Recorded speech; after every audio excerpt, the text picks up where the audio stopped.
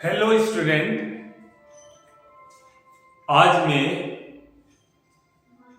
चक्रवृद्धि ब्याज का कुछ बेसिक जानकारियां और कुछ चक्रवृद्धि ब्याज का सवाल लेकर आया। चलिए जानकारी की ओर बढ़ते हैं। चक्रवृद्धि ब्याज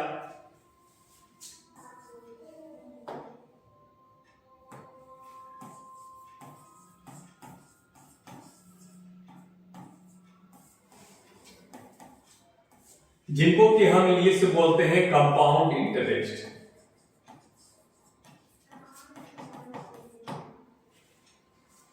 इसका शॉर्ट फॉर्म हम अक्सर लिखेंगे CI। चलिए, चक्रवृद्धि ब्याज किसे कहते हैं?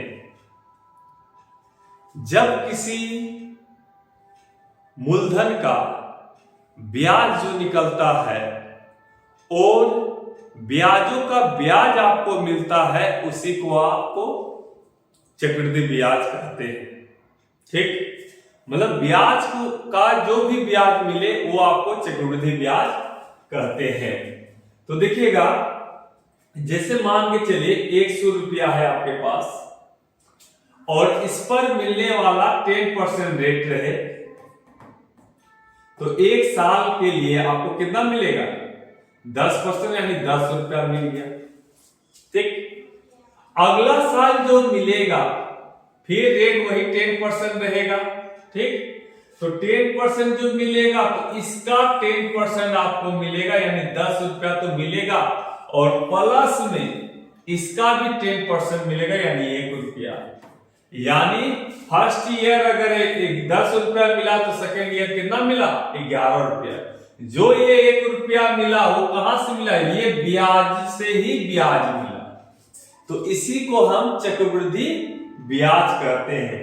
जो ब्याजों से ब्याज मिले उसी को हम चक्रवृद्धि ब्याज कहते हैं। चलिए, चक्रवृद्धि ब्याज का जो है तो मिश्रधन बराबर, यानी अमाउंट बराबर। चलिए, मिश्रधन यानी अमाउंट बराबर होता है मूलधन, जिसको प्रिंसिपल बोलते हैं, P से डोनेट करते हैं, P इंटू 1 प्लस दर बटे, जिसको रेट बोलते हैं, बटे 100 का पावर समय, यानी समय मतलब टाइम T। तो मिश्रधन बराबर मूलधन गुने 1 प्लस दर बटे 100 का पावर समय होता है। तो आप निकाल लीजिए, क्या आपको CI निकालना है, चक्रवृद्धि ब्याज निकालना है। CI यानी चक्रवृद्धि ब्याज निकालना है। तो ब्याज बराबर आप जानते हैं मिश्रधन घटाओ मूलधन। तो मिश्रधन आपका है P इंटू 1 प्लस R बटे 100 का पावर T माइनस मूलधन। ठीक, ये आपका फॉर्मेट है CI निकालने का। तो इसमें तकलीफ कब होता है?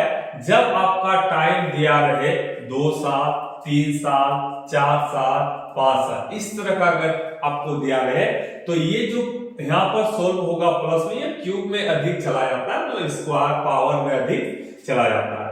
तो हम आपको आसान बनाने के लिए बेस्ट से बेस्ट ट्रिक देने वाले हैं आज। और ध्यान रखिएगा, हर एग्जाम में चक्रवृद्धि ब्याज से 1 सवाल 2 सवाल पूछे जाते हैं। तो चलिए, पहला है टाइम 2 साल के लिए, रेट कुछ भी रहे, और एक साइड लिखते हैं टाइम 3 इयर्स के लिए और रेट कुछ भी रहे। ठीक, आइए, अधिकतर समय 2 साल के लिए अधिक पूछे जाते हैं। लगभग ये 50% सवाल जो पूछे जाते हैं 2 साल से पूछे जाते हैं एग्जाम में, और ये 40% सवाल जो पूछे जाते हैं वो 3 साल के लिए पूछे जाते हैं। चलिए, आज हम आपको एक ट्रिक बताने वाले हैं जिससे कि आप 2 साल 3 साल का चक्रवृद्धि ब्याज आसानी से निकाल सकते हैं। जैसे टाइम दिया है 2 साल, ठीक ना? चलिए, 2 साल के लिए एक डॉट लिखेंगे और इधर 2 स्टेप जाएंगे और इधर फुल स्टेप। ठीक ना? इस 2 स्टेप में पीछे से देखेंगे R स्क्वायर लिखा जाएगा। इस 2 स्टेप में क्या लिखेंगे हम? आर स्क्वायर लिखेंगे और फर्स्ट वाले स्टेप में आर इंटू टी लिखेंगे। फर्स्ट वाले स्टेप में क्या लिखेंगे? आर इंटू टी लिखेंगे। तो आर स्क्वायर मतलब कुछ भी ले लीजिए रेट, क्या रेट आप 2% ही ले लीजिए या 1% ले लीजिए, कितना भी परसेंट ले लीजिए। तो रेट आपका 2% है तो 2 का स्क्वायर क्या आ जाएगा? 4 होगा। तो आप यहाँ 4 नहीं लिख दीजिएगा, आपको 2 स्टेप भरना है इसलिए 0.4 लिखिएगा। क्या लिखना है? 0.4 लिखना है और रेट इंटू टाइम 2 दूना 4 हो जाएगा। तो आपका 2 साल के लिए 2% रेट से कितना चक्रवृद्धि ब्याज मिलेगा आपको? 4.04%। चलिए ध्यान से देखिएगा। अब और एक एग्जांपल ले लेते हैं। 2 साल के लिए रेट कितना? कुछ भी ले लीजिए, 6% क्यों ना ले ले। तो इसका निकालिए, आपको डॉट दीजिएगा, 2 को स्टेप डाल दीजिएगा और यहाँ क्या लिखना है आपको? रेट का स्क्वायर लिखना है, यहाँ रेट इंटू टाइम लिखना है। तो रेट का स्क्वायर क्या? 6 का स्क्वायर क्या आएगा? 36 हो जाएगा। फुलफिल हो गया यहाँ पर। अब 6 दूना 12 यानी 6% रेट से 2 साल का चक्रवृद्धि ब्याज क्या आएगा? 12.36 मिलेगा आपको। अब चलिए इसी प्रकार हम चाहते हैं 3 साल के लिए रेट कुछ भी रहे। चलिए तो इसके लिए आप एक डॉट दीजिएगा, इधर 4 स्टेप दीजिएगा। कितने स्टेप देना है? 4 स्टेप देना है और इधर कुछ भी। इस 2 स्टेप में आपका रेट का क्यूब लिखना है। क्या लिखना है? रेट का क्यूब। और इस 2 स्टेप में रेट का स्क्वायर इंटू टाइम लिखना है और फर्स्ट स्टेप में रेट इंटू टाइम लिखना है। इतना करना होगा 3 साल के लिए। तो रेट कुछ भी ले लीजिए, मान के चलिए 2% ही रेट लिए तो 2 का क्यूब क्या हो गया? 8 हो जाएगा। तो 0.8 हो जाएगा। ठीक, 2 स्टेप फुलफिल करना है आपको। फिर रेट का स्क्वायर इंटू टाइम है यानी 2 का स्क्वायर 4 4 या 12 हो जाएगा और रेट इंटू टाइम 3 दूना 6 यानी 3 साल के लिए आपका रेट 2% का चक्रवृद्धि ब्याज कितना हो गया? 6.1208 अब चलिए टाइम अगर 3 दिया है और एक एग्जांपल निकाल लेते हैं। रेट दिया कुछ भी 6% ही ले लीजिए, ठीक ना। तो फर्स्ट स्टेप और इधर कितना? 4 स्टेप लिखना है और इसमें क्या लिखना है? आर का क्यूब लिखना है और इसमें क्या लिखना है आपको? रेट का स्क्वायर इंटू टाइम लिखना है और इसमें रेट इंटू टाइम लिखना है आपको। तो यहां पर रेट का क्यूब है यानी 6 का क्यूब क्या होगा? 216 यानी 16 यहां भरा 2 हाफ में रह गया। अब रेट का स्क्वायर इंटू टाइम यानी 6 के 36 दिया 108 हो गया। 108 और 2 कितना हो गया? 110 10 हो गया। 6 का स्क्वायर 36 दिया 108 हो गया और 2 110 हाथ में रहा 1 रहा हाथ में। तो 6 की 18 19 यानी आपको जो मिला 3 साल में रेट 6% की दर से कितना सीआई प्राप्त होगा आपको? 19.1016% आपको सीआई मिलेगा। ये रहा आपको निकालने के लिए बहुत ही इजीली बनेगा। जब आप इसको प्रैक्टिस कर लेते हैं बढ़िया तरीका से तो आपको तुरंत आसानी होगी बनाने के लिए। चलिए और कुछ मुख्य बिंदु पर हम लोग चलते हैं।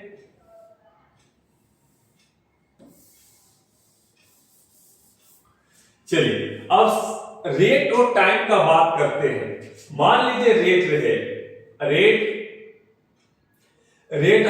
10% रहे और टाइम 1 साल रहे, ठीक ना। तो वार्षिक में तो आपको इतना ही मिलेगा, वार्षिक में तो आपको इतना ही मिलेगा, ठीक ना। लेकिन अर्धवार्षिक रहे तो क्या करेंगे आप? अर्धवार्षिक रहेगा तो क्या कीजिएगा? अर्धवार्षिक रहेगा यानी अर्धवार्षिक आधा साल, मतलब आधा साल और आधा साल। साल में कितना बार? 2 बार, 6 महीना पर। अर्धवार्षिक मतलब साल में मिलने वाला ब्याज 2 बार मिलेगा यानी एक साल में मेन टाइम रहे अपने % रहे तो समय अब 2 बार हो गया। लेकिन रेट क्या हो जाएगा? नया रेट जो आपको होगा इससे आप डिवाइड कर दीजिएगा तो 5% हो जाएगा। मान लीजिए कि 10% चक्रवृद्धि ब्याज की दर से एक साल का ब्याज कितना होगा यदि अर्धवार्षिक संयोजित होगी। तो अर्धवार्षिक का बात करेगा तो साल में मिलने वाला ब्याज 2 बार मिलेगा, 2 टाइम आपको ब्याज मिलेगा। तो 2 टाइम जब मिलेगा तो रेट आधा हो जाएगा, मतलब इससे आपको डिवाइड कर, जितना आपका टाइम मिलेगा उससे आपको मेन रेट से डिवाइड कर दीजिएगा तो आपका करंट रेट निकल जाएगा। अब इसी तरह चलिए, अगर तिमाही चौमाही बोल दिया जाए, आपका रेट दिया रहे 12% और टाइम दिया रहे 1 साल, तो चौमाही अगर निकालने बोलेगा तो चौमाही बोलेगा तो आपको समय 4 महीना में 1 बार, 4 महीना में 1 बार, तो साल में कितने बार, 4 महीना में 1 बार, यानी साल में 12 महीने होते हैं, तो साल में 12 महीने होते हैं, तो 4 महीना में 1 बार, तो 12 महीने में 3 बार, यानी 3 ही टाइम्स आपको मिलेंगे। जब 3 टाइम्स मिलेंगे तो आप क्या कीजिएगा, इस टाइम को इस जो पुराने रेट है इससे डिवाइड कर दीजिए, आपको करंट रेट पता चल जाएगा, यानी 4%। अगर आपको तिमाही दिया रहे,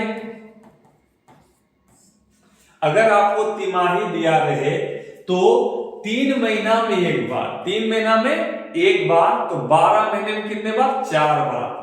तो अगर पुराना रेट आपको 16%, तिमाही पुराना रेट आपको 16% टाइम 1 और तिमाही दिया रहे, तिमाही मतलब 3 महीना में 1 बार, तो टाइम कितना हो जाएगा, 12 महीना में 4 बार, इसको डिवाइड कर दीजिए, यानी रेट कितना हो जाएगा आपका, 4% हो जाएगा।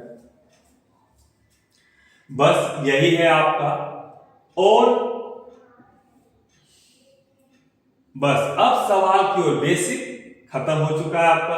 अब हम लोग सवाल की ओर चलते हैं। पहला सवाल है, देखिएगा, 50,000 रुपये की 50,000 रुपये की धनराशि 8% वार्षिक की दर से, वार्षिक बोला यहां ध्यान दीजिएगा, वार्षिक की दर से 2 वर्ष का अवधि के लिए चक्रवृद्धि ब्याज क्या होगा।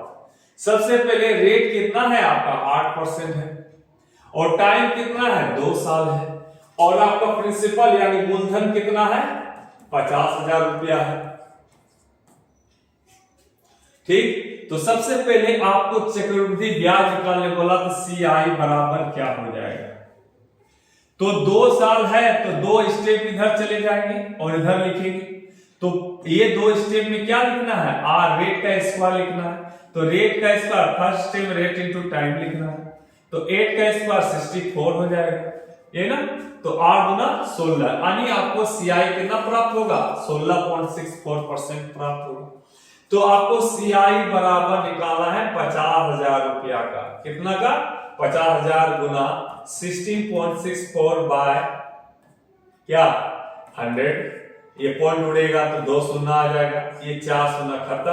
अब 5 से मल्टीप्लाई कर दीजिए, 5 4 20, 5 6 30, 30 2 32, हाथ में रहा 3, 5 6 30, 30 3 33, हाथ में रहा 3, 5 3 8।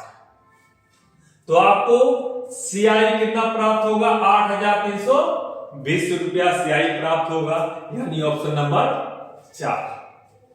चलिए अब अगले प्रश्न की ओर हम लोग चल रहे हैं।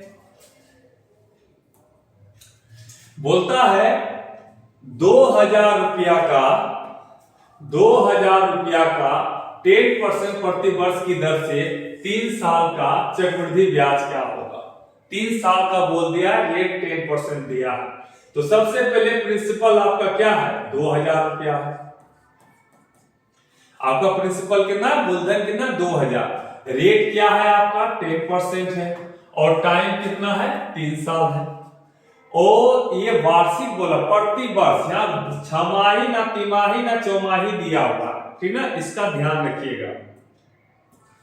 तो चलिए यहां पर देख लीजिएगा, सबसे पहले हम लोग CI निकाल लेंगे, 3 साल बोला है, 1 पॉइंट देना है, इधर 4 बार देना है, ठीक ना, और यहां पर क्या लिखना है, R³ लिखना है, क्या लिखना है, R³, और इसमें क्या लिखना है, R² इंटू टाइम लिखना है, इसमें r इंटू टाइम लिखना है। तो r का क्यूब यानी 10 का क्यूब क्या होता है 1000 होता है, यानी 2 शून्य यहां चला गया, यानी आपको हाथ में कितना बच गया 10 बच गया। अब चलिए रेट का स्क्वायर क्या होता है 10 का स्क्वायर 100 हो गया, 100 इंटू 3 यानी 300 और इधर देश तो 310 हो जाएगा, यानी 10 यहां पर आ जाएगा, हाथ में कितना रह गया अभी भी 3 रह गया। तो रेट इंटू टाइम 10 या 30 और 3 33, यानी आपको जो सीआई प्राप्त होगा 33.1% सीआई प्राप्त होगा 3 साल में। तो आप सीआई तो बोलता है ब्याज क्या होगा पी बराबर आपका ब्याज बराबर सीआई बराबर 2000 में इतना परसेंट निकाल दीजिए, 2000 का 33.1% यानी 100 नीचे आ जाएगा, 1 पॉइंट उड़ेगा गुना 10, 3 शून्य खत्म, 331 गुना 662 रुपए आपको सीआई प्राप्त हो जाएगा। चलिए अब चलते हैं और एक प्रश्न लेंगे हम लोग। अब देखिएगा किसी धन का 3 वर्ष का 10% वार्षिक दर से साधारण ब्याज और चक्रवृद्धि ब्याज का अंतर 31 रुपया है। तो सबसे पहले टाइम दिया है 3 साल और रेट दिया है 10%, यह दिया है, और मोल दिया है आपको सीआई और एसआई का अंतर जो है 31 रुपया है।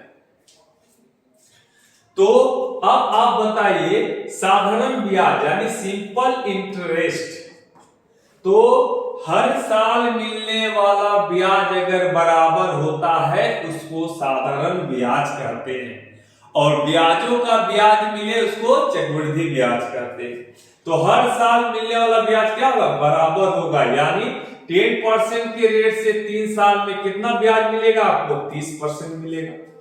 और सीआई कितना मिलेगा, तो सीआई अभी आपको मैंने बताया कि 10% की रेट से 3 साल में सीआई कितना प्राप्त होता है 33.1%, कितना प्राप्त होता है 33.1%। तो दोनों का अंतर कितना है देख लीजिए यहाँ पर, एगो है 33.1% माइनस 30% बराबर 31 रुपया अंतर बोला है, यानी 3.1% बराबर 31 रुपया। तो धन क्या होगा मूलधन ज्ञात करते, मूलधन हमेशा 100% होता है, तो 31/3.1 गुना 100, ये पॉइंट ऊपर जाएगा 0 हो जाएगा 31, यानी आपका जो प्रिंसिपल निकला वो कितना निकला 1000 निकल गया, यानी ऑप्शन नंबर 2। अब चलते हैं अगले प्रश्न की ओर। बोलता है चक्रवृद्धि ब्याज पर कोई धन 4 वर्षों में दोगुना हो जाता है। बोलता है कोई धन 4 वर्षों में दोगुना हो जाता है, यह 8 गुना कितने समय में होगा। तो कभी भी इस प्रकार का प्रश्न हो जाए तो एक साइड गुना लिखिएगा और एक साइड वर्ष लिखिएगा, ठीक ना, ध्यान समझिएगा, एक साइड गुना लिखिएगा एक साइड वर्ष लिखिएगा। तो 2 गुना होता है के वर्ष में 4 वर्ष में, 2 गुना होता है 4 वर्ष में। बोलता 8 गुना कितने वर्ष में होगा, यानी 8 गुना कितने वर्ष में।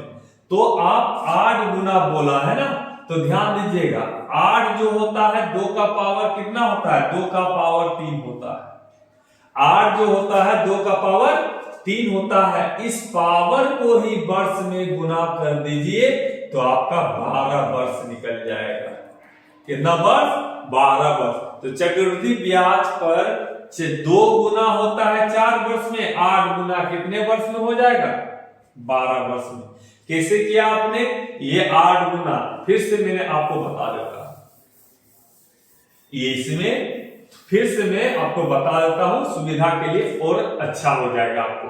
तो 2 गुना लिखना है और वर्ष लिखना है, 2 गुना हो जाता है कितने वर्ष में 4 वर्षों में। तो आपको बोला है 8 गुना हो जाएगा कितने वर्षों में। तो इस हमेशा देखिए गुना का साइड में गुना को देखिएगा, तो गुना के साइड में गुना को देखिएगा। तो ये किसका पावर होगा 2 का पावर हो गया ना, कितना पावर कितना से हुआ है गुना, 2 का 3 से हुआ पावर में। अब ये कि इसको जो मल्टीप्लाई कर देना है इससे, वर्षों में मल्टीप्लाई इस पावर से कर देना है, तो 4 या 12 वर्ष में आपका 8 गुना हो जाएगा। कितने वर्ष में? 12 वर्ष में आपका 8 गुना हो जाएगा। आंसर क्या हो गया आपका? 12 वर्ष, ऑप्शन नंबर 3। अब चलिए अगले प्रश्न की ओर चलते हैं। चक्रवृद्धि ब्याज की दर पर कोई धन 2 वर्षों में 3 गुना हो जाता है। 2 वर्षों में 3 गुना हो जाता है, तो 27 गुना होगा कितने वर्षों में? तो हम आपको अभी तुरंत बताएं, एक साइड गुना आपको लिखना है और दूसरे साइड वर्ष लिखना है। कितना? 2 वर्षों में 3 गुना हो जाता है। 2 वर्ष में 3 गुना हो जाता है। 2 वर्षों में 3 गुना हो जाता है। तो बोलता है 27 गुना होने में कितना समय लगेगा? तो ये जो 27 है किसका पावर है? 3 का पावर 3 27 है। यानी पावर को आप इससे मल्टीप्लाई कीजिएगा ना, कितना पावर? 3 से, यानी 3 गुना 6 वर्ष में आपका क्या हो जाएगा? 27 गुना हो जाएगा। तो आपका आंसर क्या हो जाएगा? 6 वर्ष हो जाएगा। अब चलिए अगले प्रश्न की ओर। बस आज इतना ही, और चक्रवृद्धि ब्याज आज समाप्त हो गया, और कल मैं और चक्रवृद्धि ब्याज का कुछ सवाल लेकर आऊंगा। ठीक, अभी के लिए धन्यवाद और शुभ रात्रि।